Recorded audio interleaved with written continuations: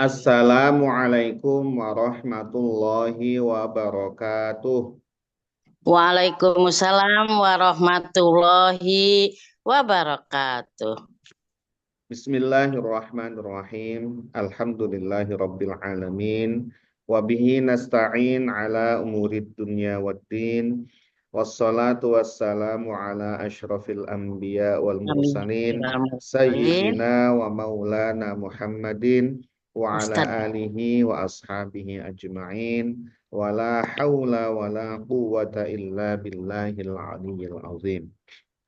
Subhanaka la ilma lana illa ma 'allamtana innaka antal alimul hakim.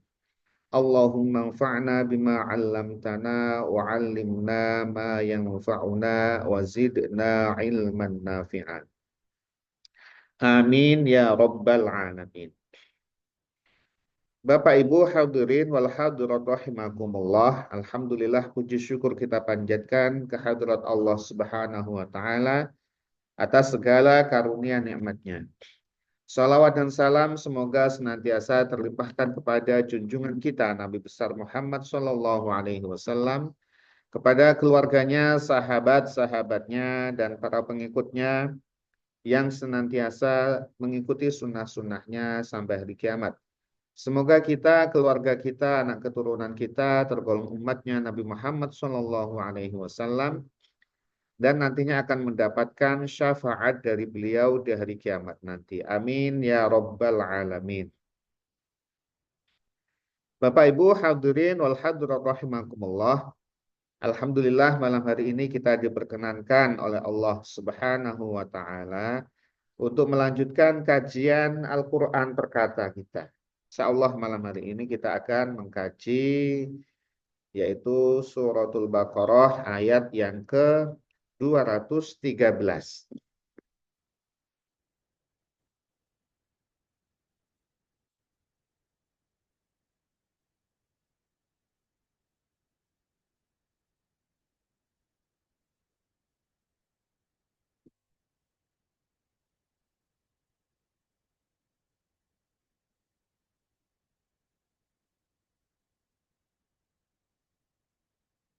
Qala Allah Ta'ala fi kitabihil karim wa huwa asdaqul qailin.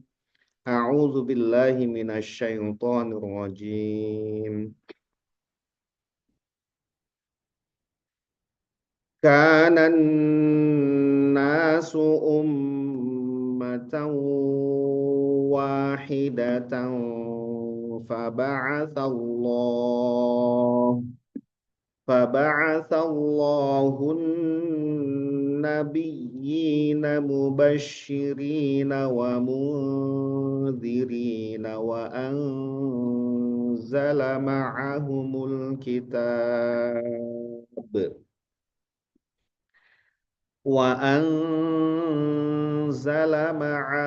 الكتاب بالحق ليحكم بين الناس فيما اختلفوا فيه وما اختلف فيه إلا الذين أوتوه من بعد ما جاءتهم البينات بغيا بينهم فهدى الله الذين آمنوا لما اختلفوا فيه من الحق بإذنه والله يهدي من يشاء إلى صراط مستقيم.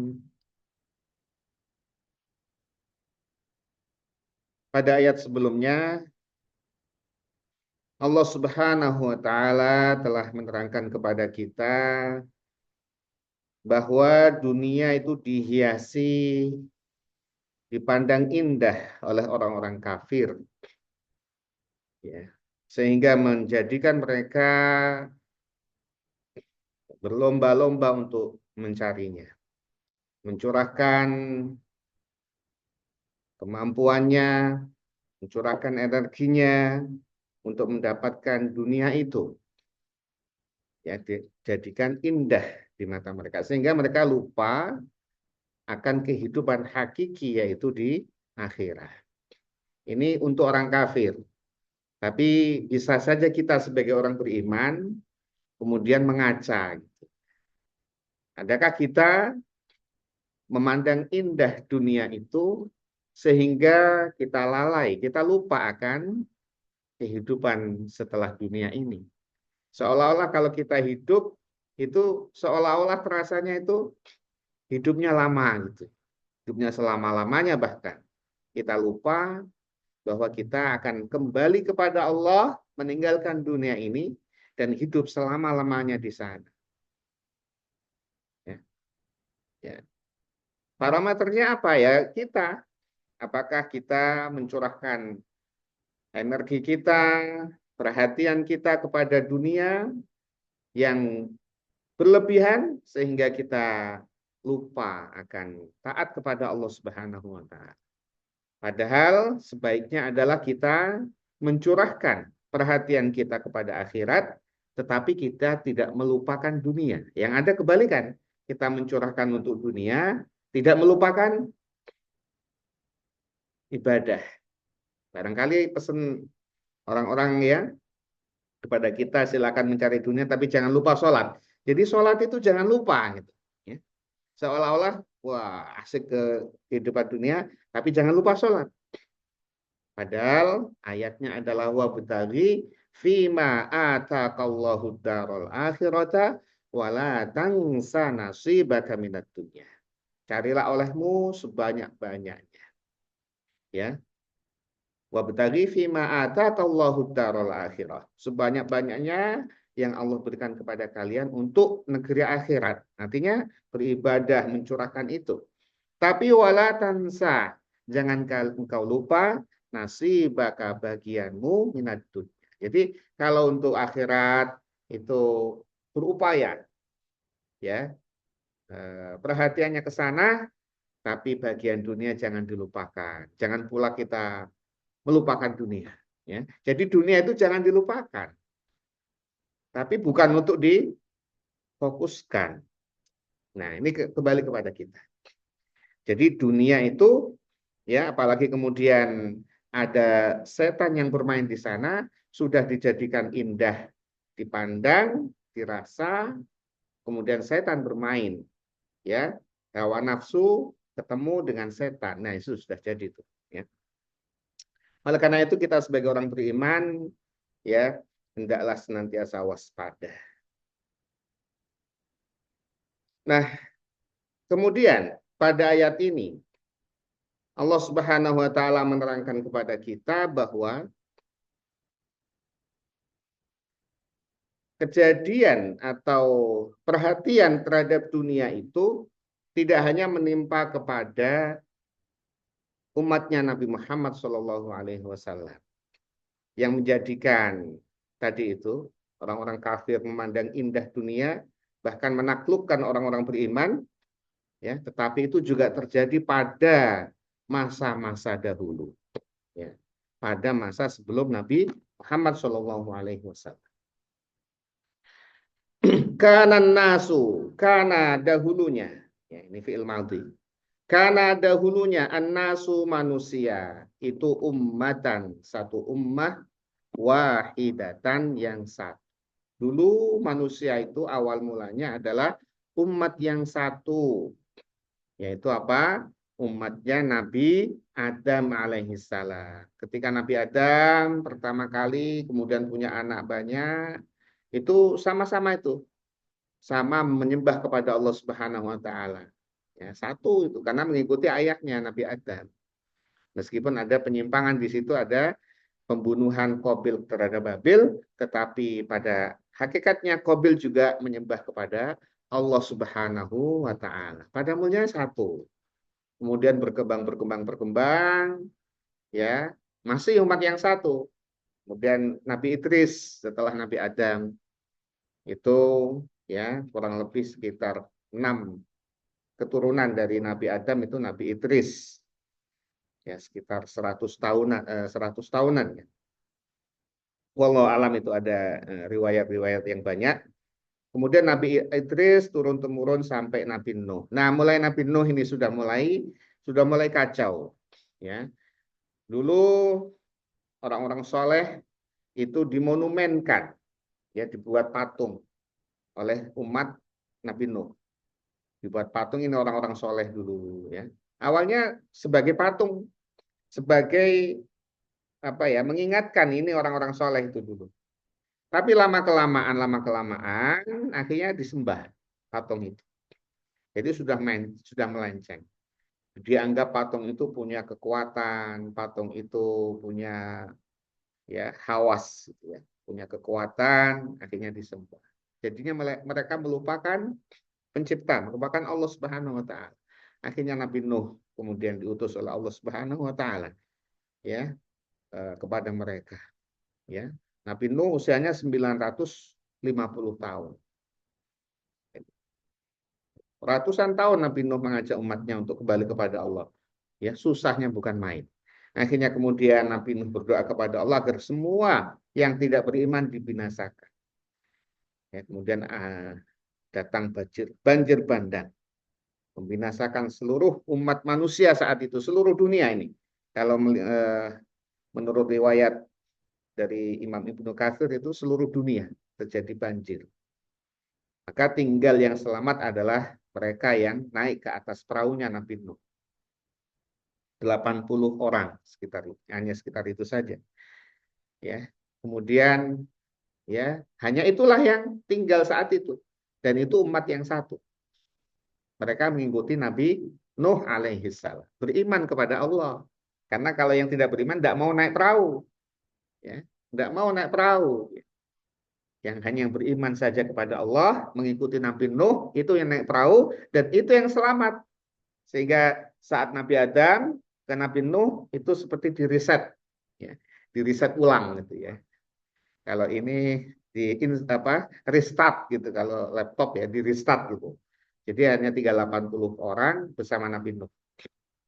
Maka kemudian setelah turun dari kapal, itu menurut riwayat itu kemudian tidak berkembang biak, tidak berketurunan itu selain anak-anaknya Nabi Nuh yang baik-baik. Jadi kemudian yang punya keturunan adalah dari anak-anaknya Nabi Nuh alaihi salam. Ya. Nah, kemudian sampai sekarang.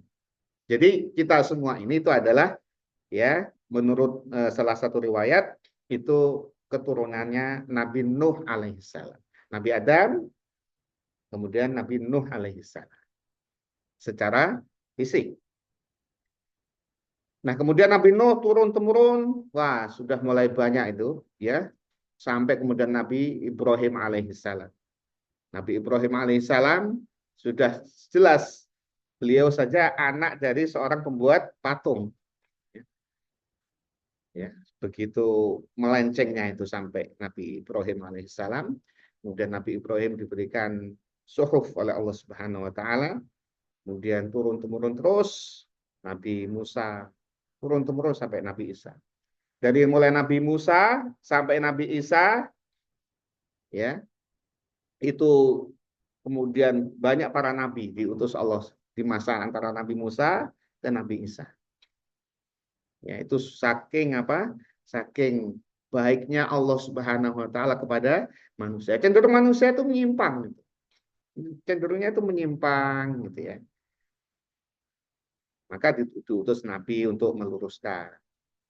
Udah baik lagi, nabi wafat, menyimpang lagi. Diutus nabi lagi. Begitu sampai Nabi Isa alaihissalam.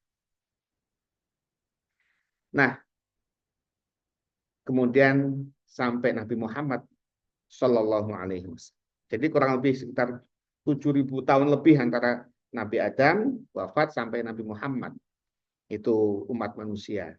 Ya. Jadi awalnya umat yang satu, kemudian berselisih mereka sampai kemudian Nabi Musa, ya, membawa Taurat, ya, kemudian sampai Nabi Isa membawa Injil. Itu sudah udah sulit disatukan. Maka di situ ada umat Yahudi, ada umat Nasrani, yang mereka saling saling tidak saling tidak setuju. Di surah sebelumnya, di ayat sebelumnya, ayat 133 ya.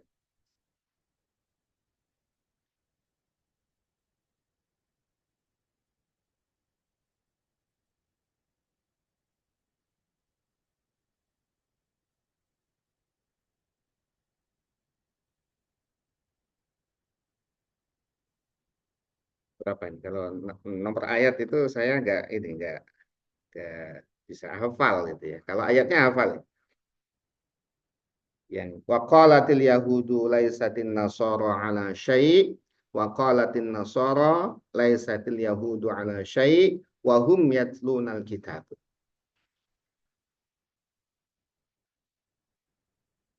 Pak bisa minta tolong diambilkan mushaf, Pak. Mushaf. Kalau ini posisinya enggak ini. Kalau kita posisi pojok-pojokannya enggak ya.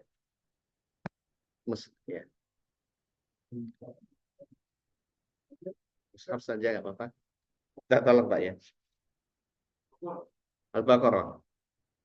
Iya, iya.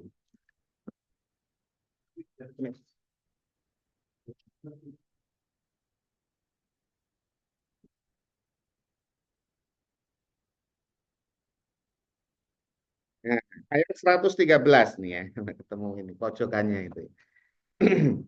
Ayat 113 ya. Wa qalatil yahudu laisatin nasara ala syai'. Orang-orang Yahudi berkata, orang orang Nasrani itu apa? Enggak punya pegangan ya, enggak punya pegangan mereka itu. Salah, mereka disesatkan oleh orang Yahudi.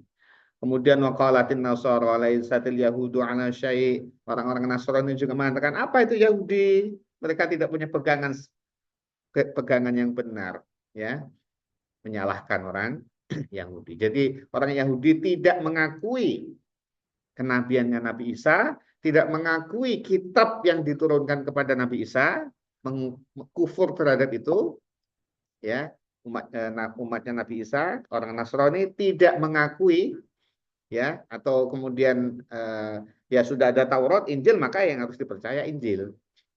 Jadi mereka mengakui Taurat tapi tidak beriman kepada Taurat. Apalagi kepada Al-Quran, Yahudi sudah tidak mungkin percaya, Nasrani juga tidak percaya. Jadi antara Yahudi dan Nasrani itu mereka berselisih yang sangat hebat. Tuh, sampai ke sana. Faba'athallahu, ya, tadi dahulunya umat manusia itu satu, ya, yaitu menyembah kepada Allah Subhanahu wa taala, satu padu mengikuti nabinya, kemudian lama-lama menyimpang. Nah, karena menyimpang itu kemudian faba'atsallahu. Faba'atsa lalu mengutus Allah mengutus an-nabiyina, para nabi. Allah mengutus para nabi supaya perselisihan mereka itu diselesaikan oleh nabi itu. Nabiin ini para nabi, jumlahnya 124.000 menurut hadis. Ya, disebutkan jumlah para nabi itu 124.000. Mayoritas ada di Bani Israel, antara Nabi Musa ke Nabi Isa, itu mayoritasnya di sana. Ya, banyak sekali ya, 124.000. Saking sayangnya Allah kepada manusia. Nah, kalau Rasul ya, itu sejumlah 313 atau 314 utusan Rasul.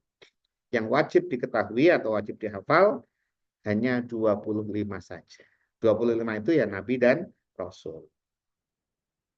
Itu Allah mengutus para nabi yang mubasyirina, mereka menyampaikan kabar gembira. Kabar gembira akan surga bagi yang taat, bagi yang beriman, ya, bagi yang mengikuti kitab-kitab Allah. Disampaikan kabar gembira berupa surga, wa mungdzirina, dan menyampaikan peringatan bagi mereka yang menyimpang, tidak mengikuti petunjuk Allah, tidak menyembah Allah, itu adalah diberikan peringatan bahwa nantinya mereka akan eh, disiksa di neraka. Jadi itu ada kabar gembira, ada juga peringatan. Supaya jelas, ya supaya jelas. Wa anzala dan Allah menurunkan ma'ahum bersama mereka al-kitaba ay al-kutub. Ini kitab-kitab. Ya, diberikan kepada mereka kitab para nabi itu. Ya, kemudian yang harus kita yakini adalah kitab Taurat, kitab Injil, kitab Zabur yang diturunkan kepada kitab Taurat kepada Nabi Musa alaihissalam, kitab Zabur kepada Nabi Hud alaihissalam, Daud ya, Nabi Daud, dan kemudian kitab Injil kepada Nabi Isa alaihissalam. Jadi dengan kitab itu ya maka manusia mendapatkan petunjuk tentunya. Bil haqqi yang mengandung kebenaran. Ya Allah utus para nabi, Allah berikan kepada mereka kitab. Itu kan berarti apa? Saking baiknya Allah Subhanahu wa taala. Liyahkuma untuk memberikan keputusan. Yaitu fa'ilnya ini adalah ada beberapa mufassir menyebutkan Allah berikan keputusan atau kemudian nabi memberikan keputusan ya, ya sama-sama benar. Liyahkuma untuk memberikan keputusan bainan nasi di antara manusia fima tentang perkara ikhtalafu yang mereka perselisihkan fihi di dalamnya. Ya. Jadi ketika mereka berselisih tentang isi dari kitab, turun nabi, yaitu berarti ada rujukan waktu itu antara Nabi Musa sampai Nabi Isa itu ribuan ya, puluhan ribu nabi diutus oleh Allah Subhanahu wa taala. Ya begitu ya, Bani Israel suka berselisih ya. Yang parahnya lagi itu kalau mereka berselisih kemudian nabi memberikan keterangan, memberikan petunjuk, mereka nggak cocok, itu malah nabinya dibunuh. Itu orang-orang Bani Israel. Kenapa itu? Karena dunia tadi itu ya.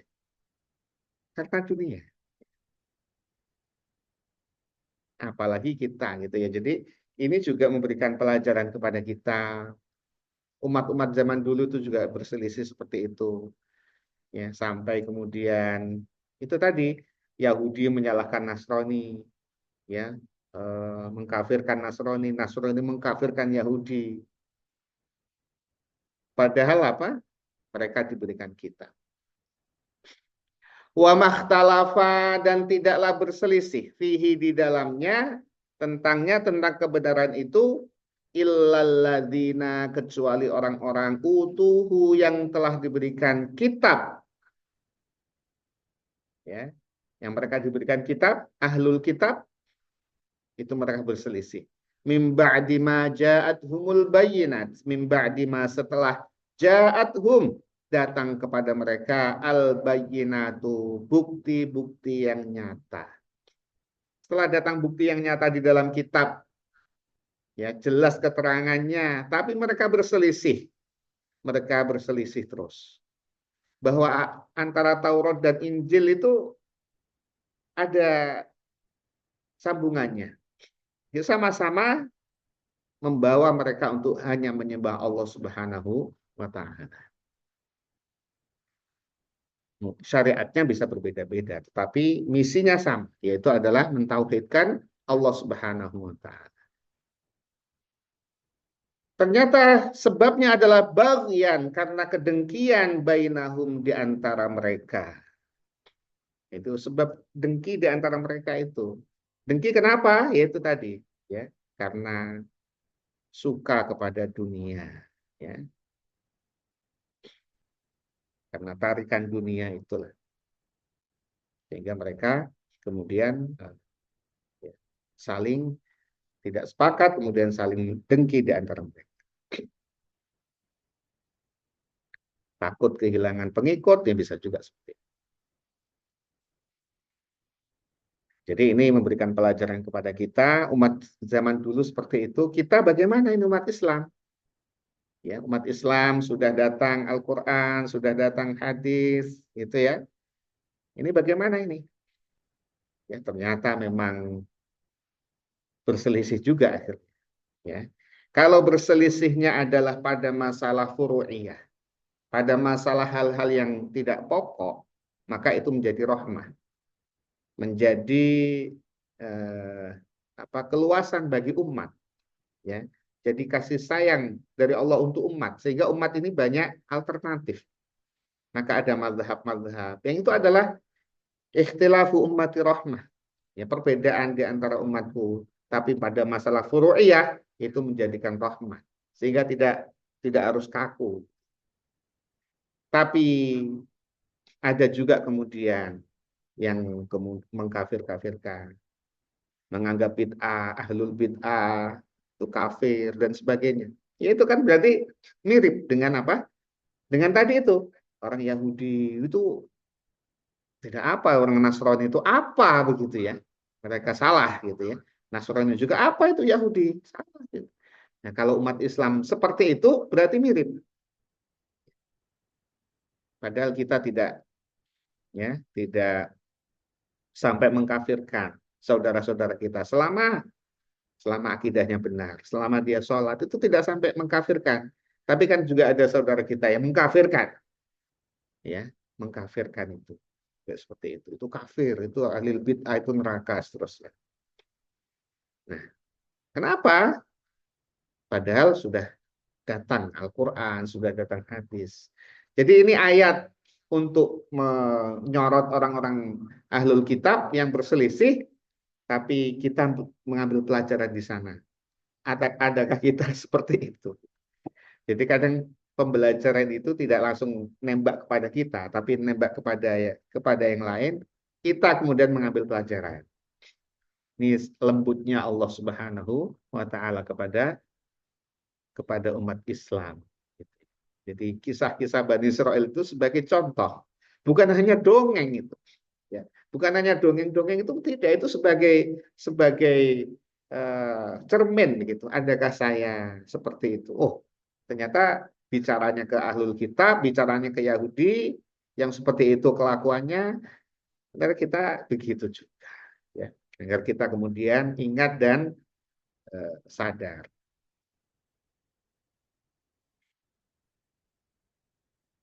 Fahadallahu, fahadallahu, maka kemudian Allah memberikan petunjuk alladzina kepada orang-orang amanu yang beriman. Ini untuk kita. Tadi adalah untuk orang umat terdahulu, sampai ahlul kitab itu berselisih sampai dahsyatnya seperti itu. Nah, kemudian Allah berikan petunjuk kepada orang-orang beriman, kepada kita. 5, tentang perkara ikhtalafu yang mereka perselisihkan fihi di dalamnya. Minal haqqi, dari kebenaran, biidnih, dengan kehendaknya. Ya. Jadi dengan Al-Quran datang ini menjelaskan itu semua. Al-Quran menjelaskan tentang pokok-pokok Taurat ada di dalam Al-Quran.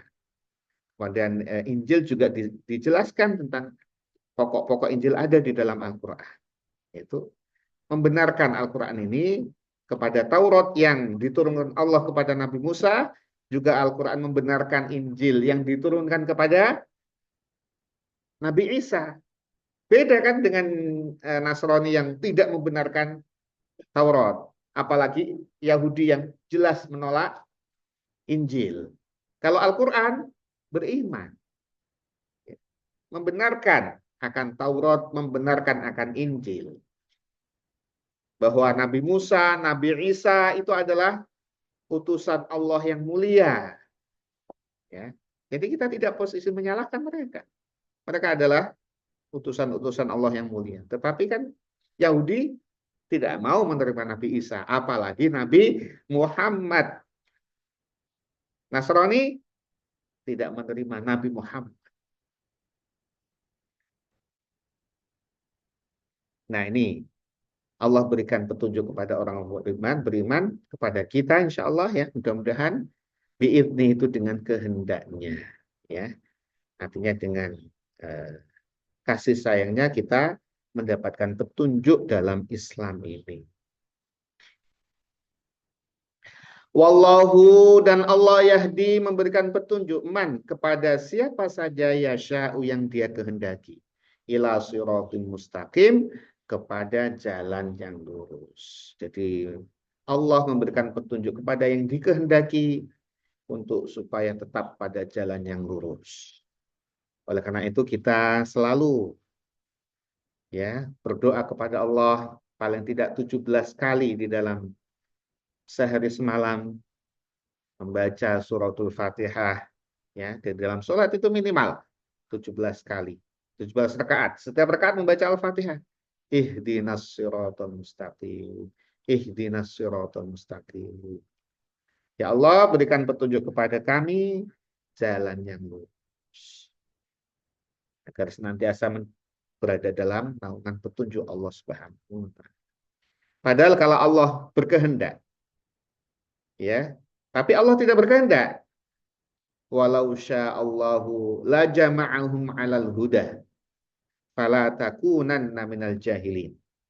Saking kepengennya Nabi Muhammad SAW agar seluruh manusia dalam petunjuk Allah, dalam Islam, sampai ditegur oleh Allah Subhanahu wa taala. Diingatkan, walau sya'allahu, sekiranya Allah berkehendak, la jama'ahum, maka Allah akan satukan mereka, semua manusia itu alal huda, pada petunjuk, pada Islam. Kalau Allah mau. Karena walau, jadi walau sya'a, karena lau itu adalah sekiranya, maka itu tidak terjadi. Jadi kehendak Allah adalah tidak menyatukan mereka di dalam petunjuk. Walau sya'allahu la jama'ahum 'alal huda, maka fala takunanna, janganlah engkau sekali-kali Muhammad minal jahilin, termasuk orang-orang yang bodoh. Ya, seperti itu. Kalau Allah mau, mudah sekali bagi Allah menyatukan umat manusia dalam satu komando, dalam satu kepemimpinan, misalnya, dalam satu hidayah Islam, semua itu Allah mampu. Sangat mampu itu Allah. Tidak ada yang menghalangi ke iradahnya Allah Subhanahu wa taala. Ya, kalau Allah berkehendak tidak ada yang bisa menghalangi. Tapi Allah kan tidak berkehendak demikian. Jadi kalau Al-Qur'an menggunakan kata walau itu sekiranya, ya, maka itu kenyataannya adalah itu tidak. Allah tidak berkehendak demikian. Sehingga Nabi Muhammad jangan termasuk orang-orang yang bodoh yang kemudian tadi itu. Kepengennya adalah semua dalam petunjuk, ya. Tapi memang kehendak Allah tidak demikian. Allah memilih, ya. Allah menghendaki siapa yang dikehendakinya untuk mendapatkan petunjuk itu. Di sini menguatkan lagi, wallahu yahdi man, Allah memberikan petunjuk man kepada siapa ya sya'u yang dia kehendaki. Kalau tidak dikehendaki ya tidak mendapatkan petunjuk. Meskipun diberikan dakwah siang malam, ya, kalau Allah tidak kehendaki mendapatkan petunjuk ya tidak mendapatkan petunjuk. Ya. Masih ada waktu. Ya. Siapa yang tidak kenal Abu Lahab, pamannya Nabi? Yaitu Abu Lahab itu pamannya Nabi sendiri, Pak D-nya Nabi. Abu Lahab itu kakaknya Sayyidina Abdullah, ayahnya Nabi. Jadi Pak D itu, Abu Lahab. Saking senangnya Abu Lahab ketika Nabi Muhammad lahir, laki-laki yang begitu tampan, ya, saking senangnya Abu Lahab, maka dia merdekakan budaknya. Yang memberikan kabar tadi, ya, budak yang memberikan kabar kepada Abu Lahab bahwa ponakannya telah lahir, seorang laki-laki tampan, saking senangnya, kamu merdeka. Saking senangnya Abu Lahab kepada kelahiran Nabi Muhammad. Kemudian tumbuh Nabi Muhammad menjadi pribadi yang mempesona sampai kemudian beliau punya anak. Ya. Namanya adalah Nabi Muhammad punya anak dari Sayyidatina Khadijah. Ya, di antaranya adalah Ummu Kulsum dan Ruqayyah.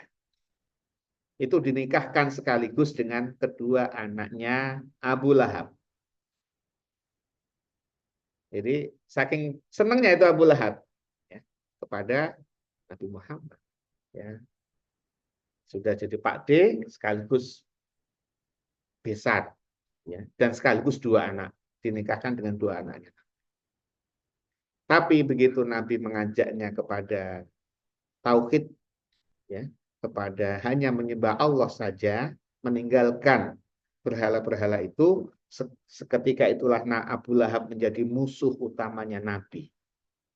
Ya, itu kan berarti Allah tidak berikan, tidak ke, apa, tidak berkehendak kepada Abu Lahab supaya masuk Islam.